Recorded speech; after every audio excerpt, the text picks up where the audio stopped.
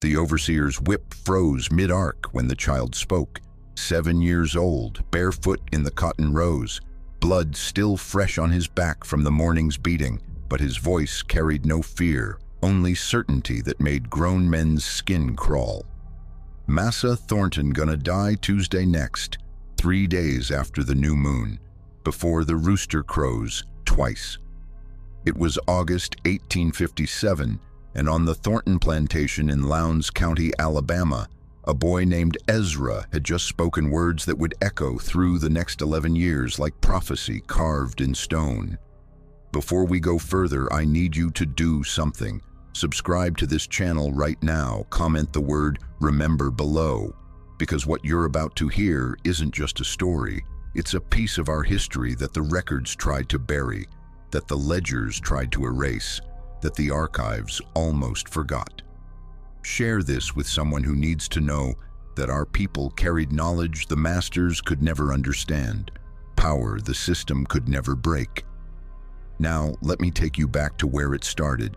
Ezra was born in the winter of 1850 on a plantation that stretched across 4,000 acres of Alabama soil. His mother, Ruth, worked in the main house, close enough to the master's family to see everything, far enough from freedom to taste the bitterness every single day. His father, Samuel, had been sold south 3 months before Ezra drew his first breath, traded for 2 mules and $40 in a transaction recorded with more care than a human life deserved. The Thornton plantation operated with brutal efficiency. Master James Thornton kept meticulous records. Every bale of cotton weighed and documented, every enslaved person cataloged by age and estimated value. Every punishment entered into leather-bound ledgers that still exist in the Alabama Department of Archives and History. Those records show that in 1857, the plantation held 143 enslaved people. Ezra was listed as boy, age 7, field hand, value $400. $400. That's what they said a child's life was worth. But Ezra possessed something that no ledger could quantify. No bill of sale could transfer, no master could own. He saw things, knew things, felt the approach of death, the way some people feel a storm coming, a pressure in the air, a taste like copper on the tongue, a certainty that settled in his bones and wouldn't leave. The first time it happened, he was 4 years old. An enslaved woman named Clara had been sick for weeks, fever that wouldn't break, cough that rattled her chest like chains. The plantation doctor, a white man named Pettigrew, who treated enslaved people with the same casual indifference he showed livestock, had declared she'd recover, gave her a tonic made of whiskey and tree bark, told her to get back to work. Ezra walked up to Clara in the quarters one evening, looked at her with those 2 old eyes and said, "You gonna be free tomorrow before the sun gets high." Clara died the next morning at 9 o'clock. The records list cause of death as consumption. The records don't mention that a 4-year-old boy had known, had seen it coming, had spoken it into the air like a bell tolling. People noticed. In the quarters where information traveled through whispers and glances, where survival depended on reading signs the masters couldn't see, Ezra became someone to watch, someone to fear maybe, someone to believe. By the time he was 7, he'd predicted 3 more deaths, all enslaved people, all within days of when he said it would happen. Each time he described it the same way. A knowing that came over him like a shadow, a certainty he couldn't explain but couldn't deny. He'd see the person and just know. The way you know your own name, the way you know which way is home. But he'd never predicted a white person's death, never spoken those words about anyone who held power, never aimed that terrible gift at the people who owned him. Until that August morning in the cotton field. Master James Thornton was 42 years old in 1857, a man of considerable wealth and social standing. He served as a deacon at First Baptist Church of Hayneville, sat on the County Board of Supervisors, and owned property valued at over $50,000, a fortune built entirely on the labor of people he treated as equipment. His wife, Margaret, came from old Virginia money. His 3 children attended private academies. His reputation in Lowndes County was that of a harsh but effective plantation manager, a man who maintained order through fear and violence, who believed that enslaved people required constant discipline to remain productive.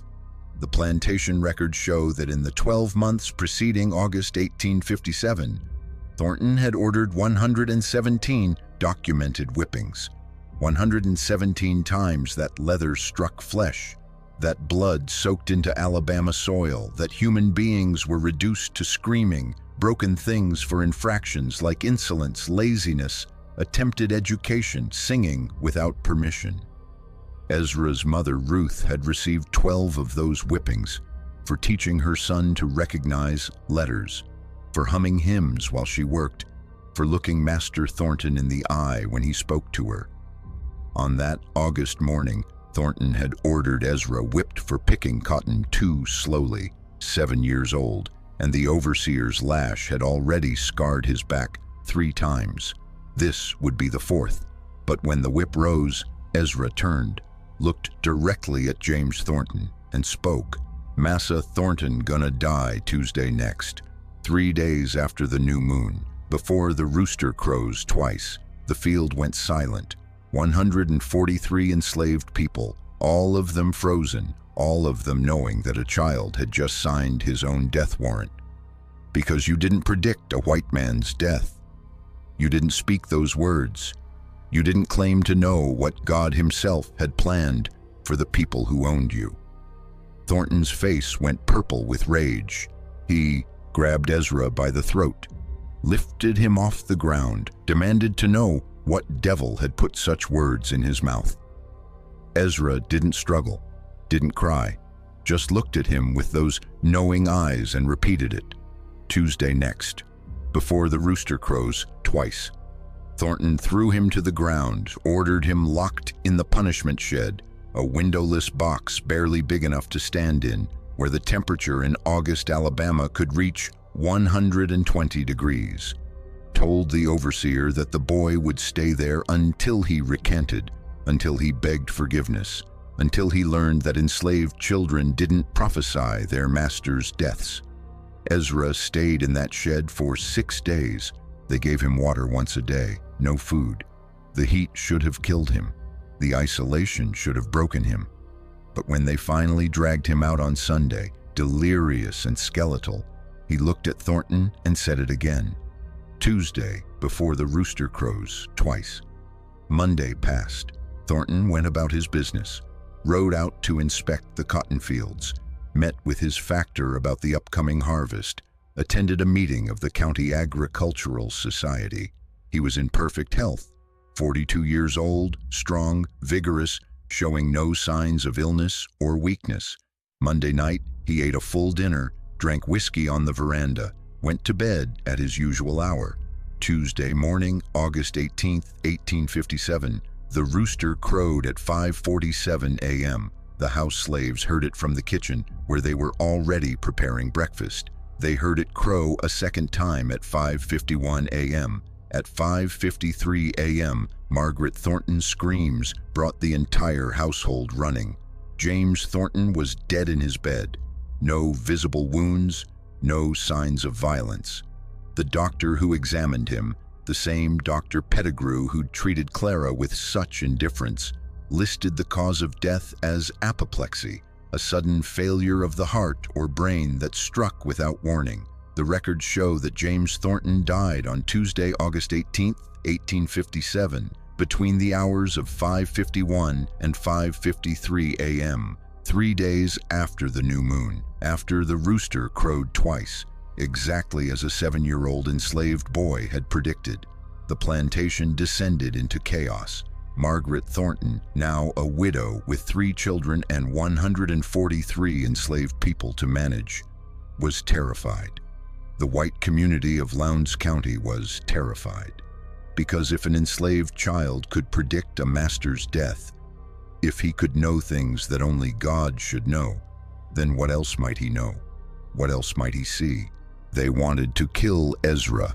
Several of Thornton's friends, prominent planters and businessmen, argued that the boy was clearly possessed by demons, that he'd somehow caused Thornton's death through witchcraft or poison, that he represented a danger to every white person in the county. The sheriff came to the plantation, questioned Ezra, tried to force a confession. Ezra said nothing, just looked at them with those eyes that saw too much. But Margaret Thornton made a decision that probably saved his life, at least temporarily.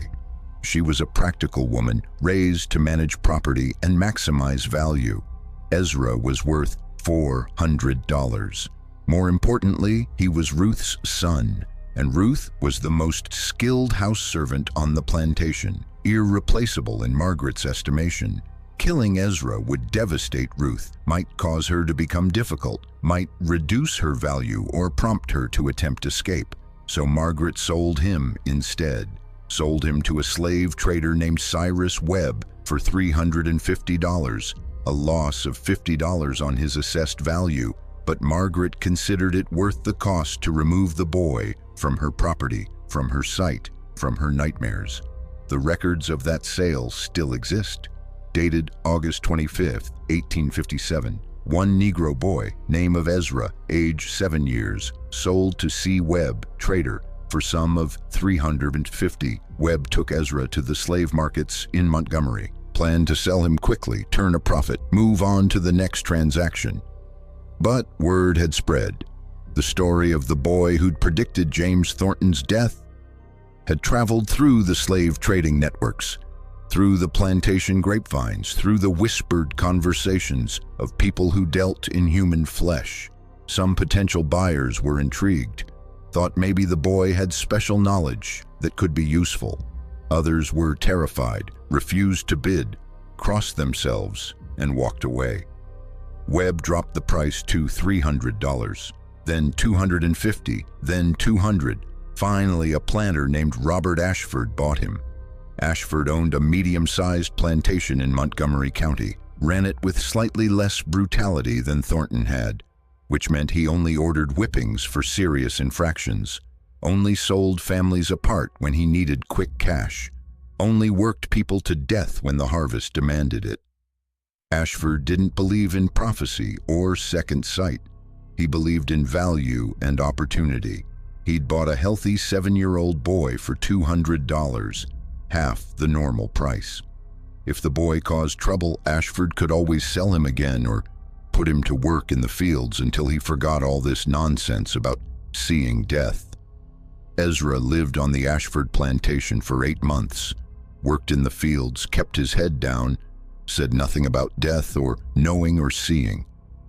Ashford began to think he'd gotten a bargain, a strong young worker who'd been undervalued because of superstitious nonsense. Then in April 1858, Ezra walked up to the plantation overseer, a man named Thomas Garrett, and said, "You gonna die Saturday when the sun is straight up high." Garrett laughed, told the other enslaved people that the boy was touched in the head, that all this talk about predictions was just foolishness, told Ashford about it that evening, and they both had a good laugh over their whiskey. Saturday, April 17, 1858, at approximately 12:15 p.m., Thomas Garrett was inspecting a fence line when his horse spooked at a snake. Through him, his head struck a fence post. The plantation doctor, they always had doctors, these plantations, men who could set bones and stitch wounds and declare causes of death, said Garrett's neck had broken instantly. Death would have been immediate. The sun was directly overhead, straight up high. That was the second prediction. The second death Ezra had called with perfect accuracy. Robert Ashford was no longer amused. He was a rational man, a man of business and agriculture and careful accounting. But he was also a man who just watched his overseer die exactly as an 8-year-old enslaved boy had predicted. A man who was starting to wonder if maybe, just maybe, there were things in this world that ledgers couldn't explain. He called Ezra to the main house, asked him, not ordered, asked how he knew, how he could see these things, whether he could control it, whether he could choose who to predict for, whether he could make it stop. Ezra told him the truth, said he didn't know how it worked, said it just came over him sometimes, a knowing that felt like drowning, like being pulled under by a current he couldn't fight. Said he couldn't control who he saw it for or when it happened. Said he'd tried to stop it, tried to keep silent, but the knowing was too strong. The words came out whether he wanted them to or not. Said he was sorry, said he didn't want this gift, didn't want to see death coming, didn't want to carry this weight. Ashford believed him, and that belief terrified him more than anything else, because if the boy couldn't control it, couldn't stop it, then anyone on the plantation, including Ashford himself, might be next, might hear their death pronounced by a child who saw things no one should see. Ashford sold him within a week, sold him to another trader, a man named Harrison Cole, for $150, took a $50 loss, and considered himself lucky to be rid of the boy. Cole took Ezra to the markets in Selma. By now, the stories had spread even further. 2 accurate predictions, both white men, both dead exactly when and how the boy had said. Some people called it witchcraft. Some called it prophecy. Some called it coincidence, though that explanation was getting harder to maintain. Cole couldn't sell him, couldn't give him away. Planters would look at Ezra, hear the stories, and walk away. No one wanted the boy who saw death. No one wanted that knowledge on their property, in their fields, looking at them with those eyes. Finally, a man named Josiah Brennan made an offer. Brennan was different from the other planters, a hard man, yes, brutal in the way that slavery required brutality, but also curious, educated. He'd studied at the University of Virginia, read philosophy and theology, considered himself a man of science and reason. Brennan bought Ezra for $100, not because he believed in prophecy, but because he wanted to study the boy, to understand the mechanism behind these predictions, to prove that there was a rational explanation for everything. He took Ezra to his plantation in Wilcox County, gave him relatively light work, house duties, garden maintenance, tasks that kept him close and observable, questioned him regularly about how the knowing worked, what it felt like, whether he could sense death approaching for anyone currently on the plantation. Ezra answered honestly, said he didn't feel anything at the moment, said the knowing came without warning, couldn't be summoned or controlled, said he wished it would stop, wished he could be normal, wished he didn't have to carry this terrible gift. Brennan documented everything in a journal that still exists in private family archives. Detailed observations of Ezra's behavior, his speech patterns, his interactions with other enslaved people. Brennan was looking for signs of deception, evidence of trickery, proof that the boy was somehow manipulating events or gathering information through ordinary means. He found nothing. Ezra was exactly what he appeared to be, a child who sometimes knew when death was coming, who couldn't explain it, who seemed as disturbed by the knowledge as anyone else. 3 months passed. Brennan began to relax, began to think that maybe the predictions had stopped, that whatever had caused them had run its course. He wrote in his journal that he believed the boy had been traumatized by his experiences, that the predictions had been a form of psychological defense mechanism, that removal from the brutal conditions of the Thornton and Ashford plantations had allowed Ezra's mind to heal. Then, in July 1858, Ezra walked into Brennan's study and said, "Mr. Brennan, your brother gonna die, the one who lives in Mobile. He gonna die Thursday when the church bells ring for evening." Brennan's brother William lived in Mobile, over 100 miles away. Ezra had never been to Mobile, had never met William, had no way of knowing anything about him except what he might have overheard in conversation. Brennan was shaken but skeptical. He wrote to his brother immediately, warning him to be careful, to see a doctor, to take precautions. The letter wouldn't arrive for days. Mail traveled slowly in 1858 Alabama, but Brennan felt he had to try. Thursday, July 27, 1858, at approximately 6 p.m., William Brennan collapsed in his mobile office. A massive stroke, the doctors said. He died within minutes, just as the bells of Government Street Presbyterian Church began ringing for evening services. The letter from Josiah Brennan arrived the next day. Too late. Always too late. That was the third prediction. The third death called with impossible accuracy. Josiah Brennan's rational worldview shattered. He'd documented everything, observed everything, found no evidence of trickery or deception. And now his brother was dead, exactly as a 9-year-old enslaved boy had predicted, a boy who'd never met the man, who had no possible way of knowing. Brennan did what terrified men often do. He turned to violence, convinced himself that Ezra had somehow caused these deaths, that the predictions were actually curses, that the boy possessed some malevolent power that needed to be beaten out of him. He ordered Ezra whipped, 20 lashes, then 30, then 40, trying to force a confession, trying to make the boy admit to witchcraft or poison or conspiracy, trying to make the world make sense again. Ezra endured it, said nothing except the truth, that he didn't cause the deaths, didn't want this knowledge, couldn't control it, couldn't stop it. Brennan sold him for $75 to a trader who specialized in problem-enslaved people, those who'd attempted escape, those who'd been violent, those who were considered too dangerous or difficult for normal sale. Ezra, at 9 years old, had become unsellable through conventional channels. The trader, a man named Marcus Flynn, took him to the deep markets in New Orleans, the places where people went when they needed to disappear human beings, when they needed to move property that carried complications, when they needed to sell people that no one else would touch.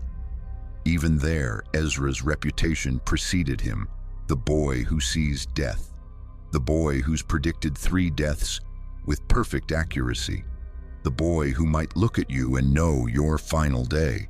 Flynn finally sold him to a sugar plantation in Louisiana for $50. $50.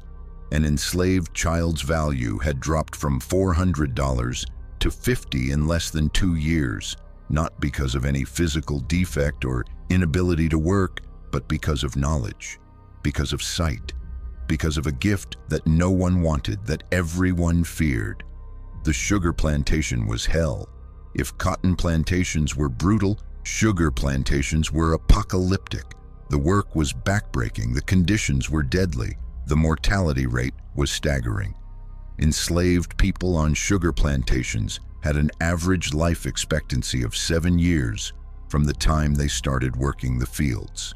7 years of cutting cane, in sweltering heat, of processing sugar in buildings where the temperature could reach 140 degrees, of working 18-hour days during harvest season, of watching people collapse and die and get replaced like broken tools. Ezra worked there for 6 months, survived conditions that killed grown men, kept his head down, said nothing about death or knowing or seeing. The plantation owner, a Frenchman named Dubois, didn't know about Ezra's history, didn't care about anything except productivity and profit.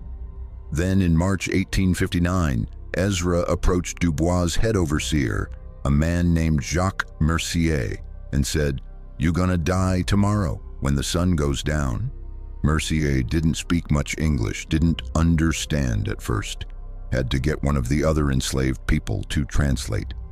When he finally understood what Ezra had said, he laughed, beat Ezra with a cane, told him to get back to work. The next day, March 14, 1859, at approximately 6:30 p.m., Jacques Mercier was overseeing the sugar processing when a chain broke on one of the massive grinding wheels. The wheel came loose, crushed him against the wall. He died instantly, his body mangled beyond recognition. The sun was setting, going down. That was the fourth prediction, the fourth death. Dubois found out about the prediction after Mercier's death, found out that this 9-year-old boy had warned him, had known it was coming, had spoken it into existence the day before it happened. Dubois was furious, not at Ezra for predicting it, but at himself for not knowing, for not being warned, for buying an enslaved child without knowing his history. He investigated, sent letters to traders, to previous owners, to anyone who might know about this boy. The responses came back slowly, but they all told the same story. 4 predictions, 4 deaths, perfect accuracy every time. Dubois was a practical man. He didn't believe in prophecy or witchcraft, but he believed in patterns. He believed in evidence, and the evidence said that this boy knew things, saw things, predicted things that came true with impossible precision. He also believed in prophet, and he realized that a boy who could predict death might be valuable in ways that had nothing to do with fieldwork or sugar processing. Dubois began taking Ezra with him to social gatherings, to meetings with other planters, to business negotiations, would introduce him casually, mention his unusual abilities, watch how people reacted. Some were intrigued, some were terrified. All of them were fascinated. Dubois started offering a service. For a price, he would have Ezra read someone, see if the boy sensed anything about their future, about their health, about their death. It was grotesque, exploitative, a new form of slavery that turned a child's terrible gift into entertainment and profit. But it also kept Ezra alive, kept him out of the sugar fields, gave him value beyond his labor. Dubois fed him better, housed him better, treated him less brutally than the field workers, not out of kindness, but out of investment protection. For 2 years, Ezra lived this strange existence, traveling with Dubois, being displayed like a curiosity, being asked to predict death for wealthy white people who treated it like a parlor game. Most of the time, he felt nothing, told them honestly that he didn't sense anything, that the knowing didn't come on command. But sometimes it did come, and when it did, he spoke the truth. In June 1860, at a gathering in Baton Rouge, Ezra looked at a wealthy cotton factor named Henry Lawson and said, "You're gonna die in 2 weeks, on a Sunday, in the morning." Lawson was 45 years old, healthy, robust. He laughed it off, told Dubois that the boy was clearly a fraud, that this whole enterprise was a sham. Sunday, June 24, 1860, at approximately 9 a.m., Henry Lawson suffered a massive heart attack while dressing for church, dead before he hit the floor. That was the 5th prediction, the 5th death. The story spread through Louisiana society like wildfire. The boy who'd predicted 5 deaths, all of them accurate, all of them impossible. People were terrified and fascinated in equal measure. Dubois' services became more expensive, more sought after, more controversial. Some religious leaders condemned it as witchcraft, as trafficking with demons. Some scientists wanted to study Ezra, to understand the mechanism behind his predictions. Some people just wanted to know, wanted to look into the eyes of a child who could see death coming and ask if their own death was near. Ezra hated it, hated being displayed, being questioned, being treated like a thing instead of a person. But he had no choice. He was 11 years old, enslaved, owned by a man who'd found a profitable use for his terrible gift. Then the war came. The Civil War erupted in April 1861, and everything changed. Dubois' business collapsed as Louisiana descended into chaos. The sugar plantation struggled as enslaved people began escaping, as Union forces advanced, as the entire economic system built on slavery began to crumble. Dubois tried to flee north with his most valuable property, including Ezra, got as far as Vicksburg before Union forces captured the city in July 1863. Dubois was arrested as a Confederate sympathizer. His property was confiscated, including the human beings he'd claimed to own. Ezra was free. 13 years old, legally emancipated by Union military order, no longer property, no longer owned. But freedom didn't stop the knowing, didn't stop the terrible gift. In the contraband camps around Vicksburg, the crowded, disease-ridden places where formerly enslaved people gathered, where freedom meant survival on the edge of starvation, Ezra's predictions continued. He told a woman named Sarah that she'd die on Wednesday at noon. She did. Cholera, sudden and brutal. That was the 6th prediction. He told a man named Joseph that he'd die on Friday when the rain stopped. He did. Dysentery, common in the camps, deadly despite its mundanity. That was the 7th prediction. He told a child named Emma that she'd die on Sunday before breakfast. She did. Fever, the kind that took children in the night, that left parents screaming in the morning. That was the 8th prediction. People in the camps began to fear him, began to avoid him, began to whisper that he carried death with him, that his predictions caused the deaths rather than foreseeing them, began to treat him like a curse instead of a person. Ezra tried to stop, tried to keep silent when the knowing came, but it was like trying to stop breathing, trying to stop your heart from beating. The knowledge came and the words followed, and the deaths followed the words with terrible precision. In 1864, he was taken in by a Freedmen's Bureau agent named Thomas Crawford, a white man from Massachusetts who'd come south to help formerly enslaved people transition to freedom. Crawford didn't believe in prophecy, but he believed in helping children. He gave Ezra work, education, a place to sleep.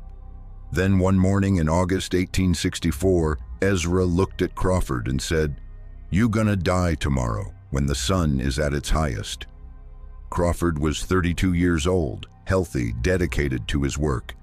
He smiled at Ezra, told him not to worry, told him that sometimes our fears make us imagine things that aren't real. The next day, August 15th, 1864, at approximately 12:30 p.m., Thomas Crawford was shot by a Confederate sympathizer while walking through Vicksburg. Died in the street, the sun directly overhead. That was the 9th prediction, the 9th death. Ezra was 14 years old, and he'd predicted 9 deaths with perfect accuracy. 9 people who'd died exactly when and how he'd said they would. 9 impossible knowings that had come true despite every rational explanation, despite every attempt to dismiss them as coincidence or trickery.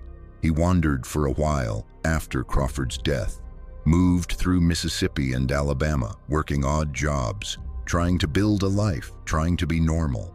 But the knowing followed him. The terrible gift that he'd never asked for, that he couldn't control, that marked him as different, as dangerous, as cursed.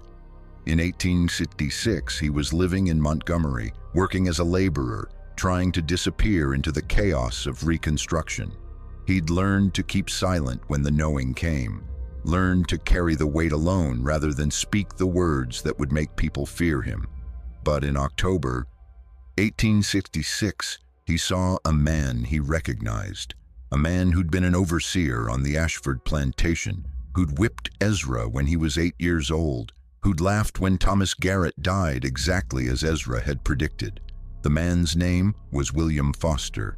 He was living in Montgomery now, working as a constable, using his authority to terrorize formerly enslaved people, to maintain the racial order that slavery had established and that white Southerners were desperate to preserve.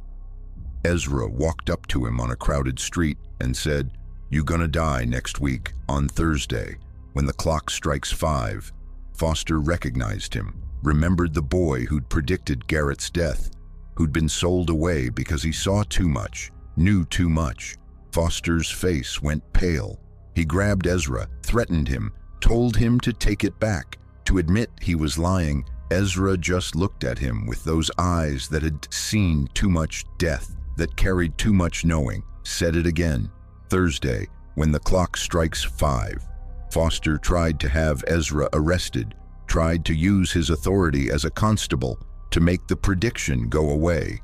But Reconstruction law protected formerly enslaved people in ways that antebellum law never had. Ezra couldn't be arrested for speaking words, for making predictions, for knowing things. Thursday, October 18, 1866, at exactly 5 p.m., William Foster was walking past the Montgomery courthouse when he collapsed. A stroke, the doctors said, massive and sudden. He was dead before he hit the ground. The courthouse clock was striking 5. That was the 10th prediction, the 10th death. By now, Ezra's reputation had spread through the black community of Montgomery, through the networks of formerly enslaved people who were building new lives, new communities, new ways of surviving in a world that had changed but hadn't transformed. Some people sought him out, asked him to tell them when they'd die, wanted to know so they could prepare. Others avoided him, feared him, treated him like a curse. Ezra tried to live quietly, tried to work, to save money, to build something resembling a normal life. But the knowing wouldn't leave him alone. In 1868, he was approached by a black minister named Reverend Isaiah Jackson. Jackson ran a church in Montgomery, served a congregation of formerly enslaved people who were trying to make sense of freedom, trying to understand what God wanted from them in this new world. Jackson didn't fear Ezra, didn't see him as cursed or demonic, saw him instead as someone carrying a burden too heavy for one person to bear alone. Offered him a place in the church community, a chance to use his gift, if it was a gift, in service of something larger than fear. Ezra accepted, started attending services, started helping with church work, started trying to understand his own knowing through the lens of faith and community, rather than terror and isolation. Then in March 1868, he looked at Reverend Jackson and felt the knowing come over him like a wave. Tried to fight it, tried to keep silent, but the words came anyway. Reverend Jackson, you gonna die on Easter Sunday when the sun comes up. Jackson didn't flinch, didn't accuse or fear or reject, just asked Ezra if he was certain, if the knowing was as strong as it had been the other times. Ezra said yes, said it felt the same as always, like drowning, like certainty, like something he couldn't fight or change. Jackson nodded, said he appreciated the warning, said he'd use the time he had left to prepare his congregation, to put his affairs in order, to make peace with God and with the life he'd lived. Easter Sunday, 1868, fell on April 5th. Reverend Jackson spent the week before preparing, wrote letters to family members, organized his papers, preached sermons about death and resurrection and the meaning of sacrifice, told his congregation that he was ready, that he'd lived a good life in service of God and community, that death was not an ending but a transformation. Easter morning, April 5th, 1868, Reverend Isaiah Jackson woke before dawn, walked to the church, wanting to pray alone before the sunrise service, sat in the front pew, his Bible open, his heart at peace. At 6:17 a.m., as the sun broke over the horizon, his heart stopped, quietly, peacefully, exactly as Ezra had known it would. That was the 11th prediction, the 11th death. The congregation found him there, sitting peacefully in the pew, his Bible open to the Gospel of John, chapter 11, verse 25. I am the resurrection and the life. He who believes in me will live, even though he dies. Ezra was 18 years old. He'd predicted 11 deaths over 11 years, 11 people who died exactly when and how he'd said they would. 11 impossible knowings that had come true despite every rational explanation, despite every attempt to understand or control them. After Reverend Jackson's death, something changed in Ezra. The knowing didn't stop. It never stopped. But he learned to carry it differently, learned to see it not as a curse, but as a responsibility, a burden that required him to speak truth, even when that truth was terrible. even when people didn't want to hear it. He stayed with the church, became a deacon, a counselor, someone people came to when they needed to talk about death and fear and the weight of knowing that life was fragile and finite. He never predicted death again, not because the knowing stopped, but because he learned to keep silent unless speaking would serve some purpose beyond fear. The records show that Ezra lived until 1923, 73 years old, which was remarkable for someone born into slavery, someone who'd survived the brutality of cotton and sugar plantations, someone who'd carried the weight of impossible knowledge for his entire life. He died in his sleep, peacefully, in the same church where Reverend Jackson had died 55 years earlier, the church that had given him community, purpose, a way to transform his terrible gift into something resembling grace. The historical record of Ezra's predictions is fragmentary but compelling. The death of James Thornton is documented in Lowndes County probate records, dated August 18, 1857, with cause of death listed as apoplexy. The death of Thomas Garrett appears in the Ashford Plantation Ledgers, dated April 17, 1858, with notation overseer killed by horse accident. The death of William Brennan is recorded in Mobile City Death Records, dated July 22, 1858. The death of Jacques Mercier appears in Louisiana Plantation Records, dated March 14, 1859, with cause listed as industrial accident. The later deaths, Henry Lawson, the three people in the contraband camps, Thomas Crawford, William Foster, and Reverend Isaiah Jackson, are documented in various Freedmen's Bureau records, church archives, and local death registers. All of them match the dates and circumstances that oral history attributes to Ezra's predictions. Could it have been coincidence? Could a child have simply guessed correctly 11 times over 11 years, predicting not just that people would die, but when and how with precision that defied probability? The statistical likelihood of 11 accurate predictions, each specifying day and often time of death, occurring by chance alone, is astronomically small. If we assume a generous probability of 1 in 365 for correctly guessing the day someone will die within a year, and 1 in 24 for correctly guessing the approximate time, the odds of 11 consecutive accurate predictions would be approximately 1 in 10 to the 30th power, a number so large it approaches impossibility. Could it have been manipulation? Could Ezra have somehow caused these deaths, either through poison or through psychological influence? The evidence argues against this. Several of the deaths occurred to people Ezra had never met or had minimal contact with. William Brennan in Mobile, Henry Lawson in Baton Rouge. The causes of death varied widely: stroke, heart attack, accident, disease, making a single method of causation implausible. And Ezra himself was a child for most of these predictions, lacking the resources, knowledge, or opportunity to orchestrate such events. Could it have been a form of heightened perception? Could Ezra have possessed an unusual ability to read subtle physical signs of impending death, changes in breathing, skin color, behavior that others missed? This explanation has some merit for deaths caused by illness or underlying health conditions, but it fails to account for deaths by accident or violence, which by definition are unpredictable based on physical observation. It also fails to explain how Ezra could have read such signs in people he'd never met or had only brief contact with. What we're left with is a historical mystery, a boy born into slavery who demonstrated repeatedly and verifiably an ability to know when people would die, a gift or curse that followed him from childhood through adulthood, that marked him as different, that made him feared and sought after in equal measure.